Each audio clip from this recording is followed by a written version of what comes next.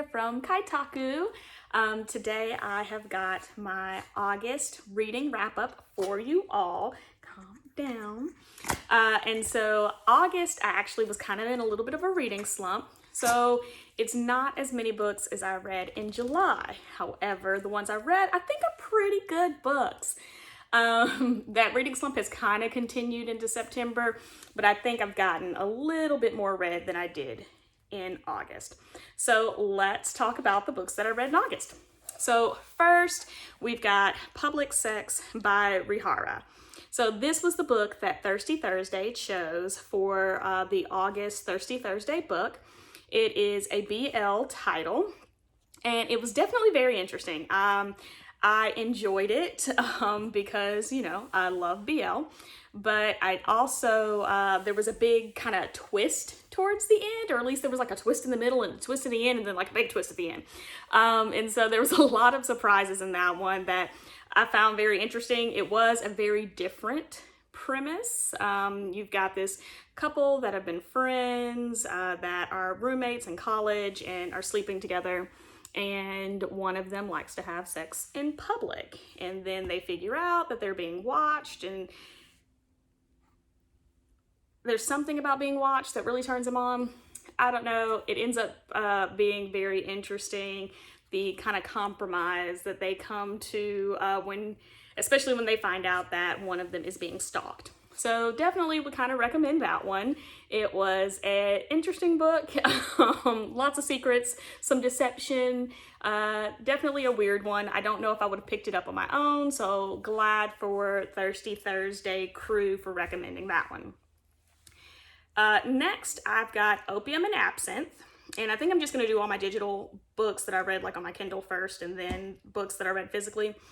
Opium and Absinthe is by Lydia Kang, and it is a murder mystery. The main character, her sister, is murdered, and she's murdered in a really weird way where she's drained of her blood, and there's these 2 puncture marks on her neck. So of course the sister automatically assumes that she's been killed by a vampire, because this story takes place, I want to say early 1900s.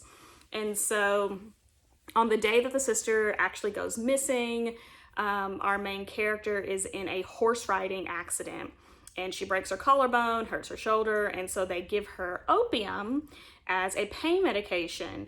And so you're seeing her trying to figure out what has happened to her sister, who's murdered her sister, whether or not her sister's fiance, who's now after her to marry her, had anything to do with it. And she meets this newsie who's trying to help her out and, you know, figure out all the clues with all of his newspaper connections. But as this is going on, she is slowly becoming more and more addicted to opium and more addicted to morphine.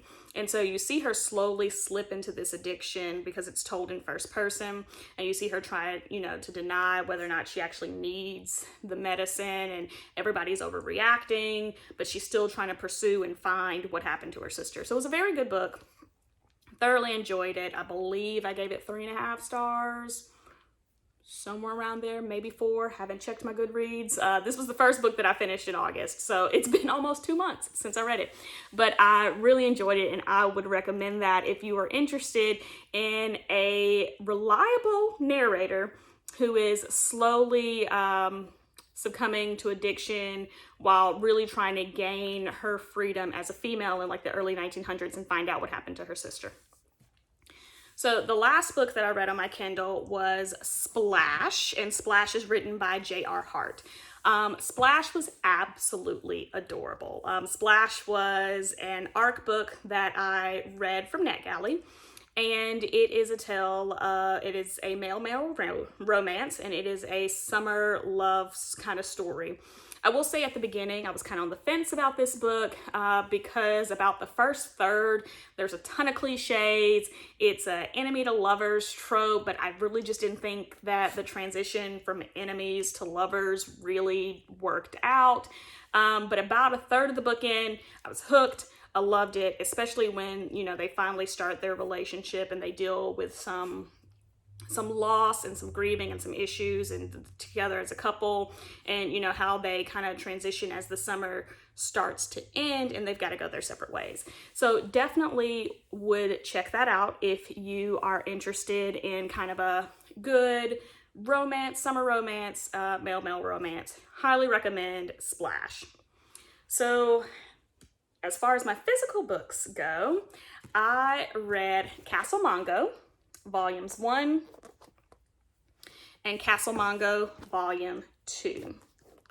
So Castle Mongo is a BL story, and it is about a boy who is, I believe, in his senior year of high school, whose family owns a love hotel, and his love interest is the director of adult films, and so they come to his parents' love hotel to film their adult films.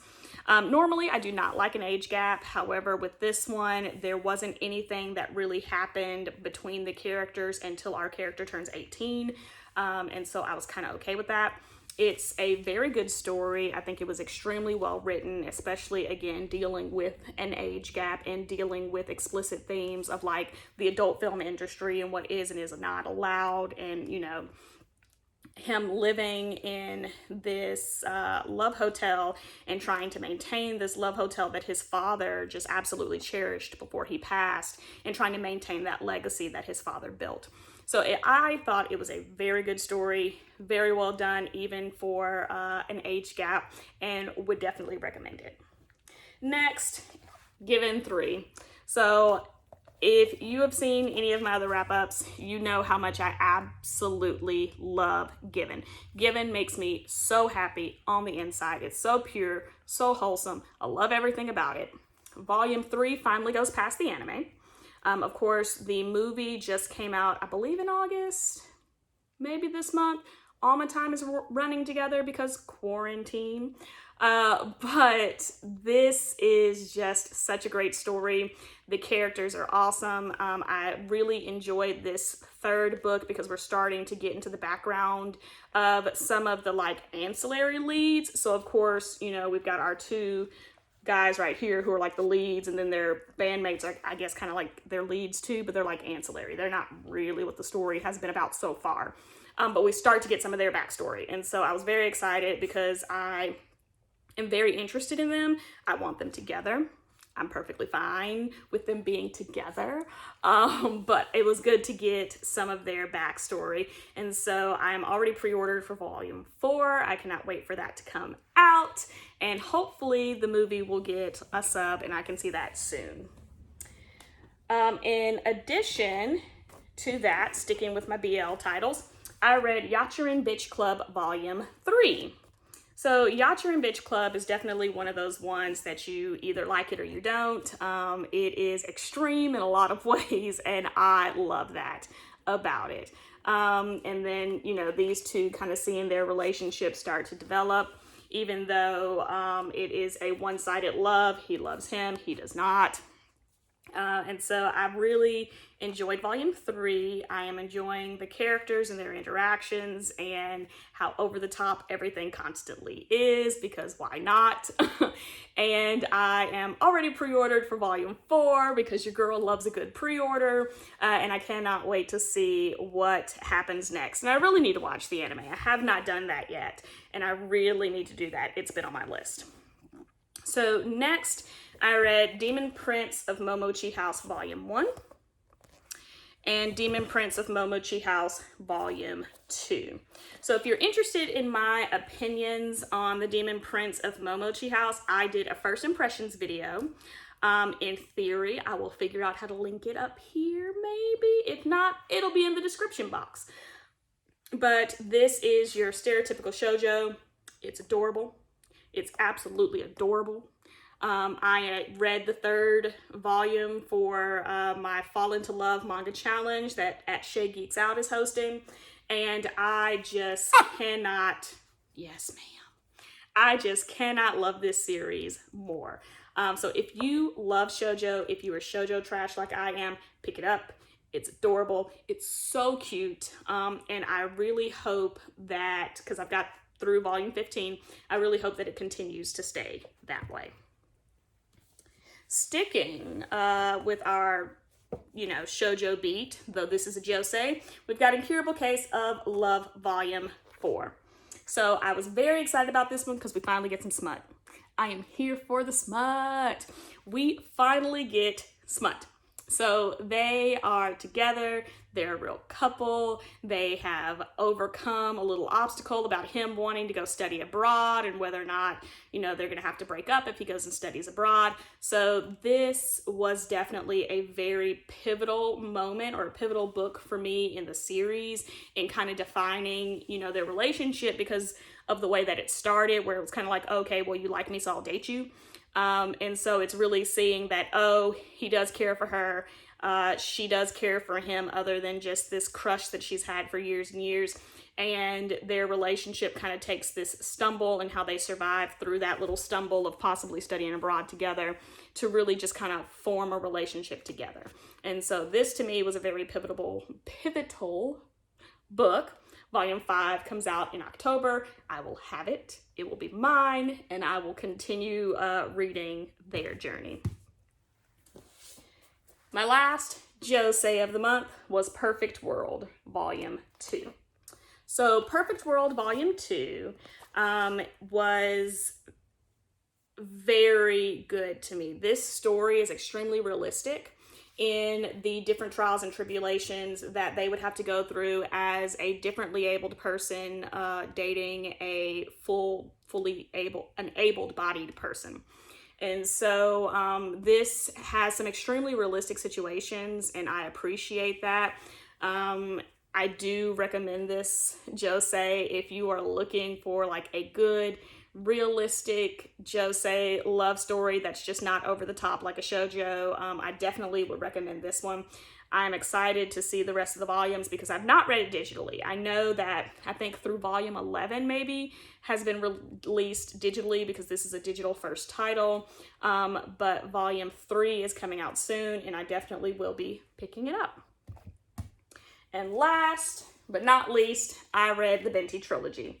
So if you are interested in seeing on how I felt about the Benti trilogy, I did a 24-hour readathon for it and kind of vlogged reading this in one sitting and how I felt about it. And so in theory, again, up there, if I can figure it out.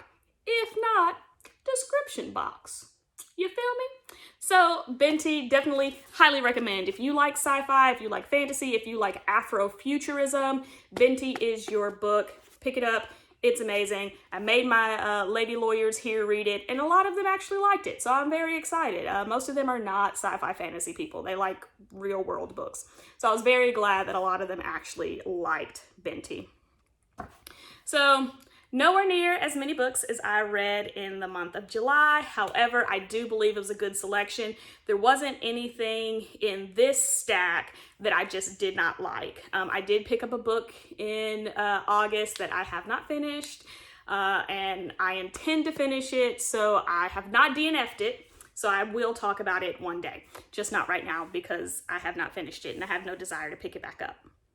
But I will force myself to pick it back up. So I hope you enjoyed this video. If you did, please give it a like or a comment below. Make sure you subscribe and hit the notification bell so you can get alerted every time I upload a video, which seems to be on Sundays. So, so thank you all for watching. I hope you enjoyed it and we'll see you next time. Bye. Say bye.